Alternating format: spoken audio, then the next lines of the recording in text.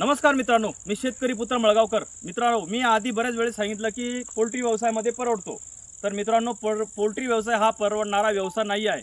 मित्रांनो, या मागची बॅच जी गेली आजपासून 2 महिन्यापूर्वी, त्यामध्ये मला 2500 पक्षींमागे फक्त 4,500 रुपये मिळाले. आणि त्या मागची बॅच जी गेली होती त्याच्यामध्ये 12,500 रुपये मिळाले. म्हटलं 4 महिन्यापूर्वीची गोष्ट.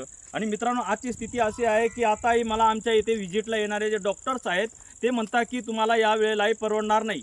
त्यामागचं कारण सांगतो. आपण त्यांच्या कोंबड्या टाकतो आणि त्या कोंबडींना स्वतः येणारे व्हिजिटला डॉक्टर तेच म्हणता की पक्षींना जास्त फीड टाका.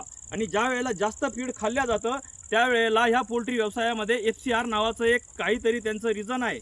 आणि ते FCR पोल्ट्री मालकाच्या अंगावर टाकल्या जातो. त्यामध्ये आपले जे कोंबडींनी खाल्लेलं फीड आहे त्यामध्ये पैसे कट केला जातो. तर मित्रांनो, मी सर्व शेतकरी बांधवांना विनंती करतो की जे नवीन पोल्ट्री व्यवसायामध्ये पडत असतील, जे नवीन फार्म बांधायचा विचार करत असतील, त्यांनी मुळीच पोल्ट्री फार्म बांधू नका आणि पोल्ट्री व्यवसायामध्ये पडू नका, अशी माझी हात जोडून विनंती आहे. मित्रांनो, जर तुम्हाला विश्वास असेल तर माझ्या शब्दावरती विश्वास ठेवा.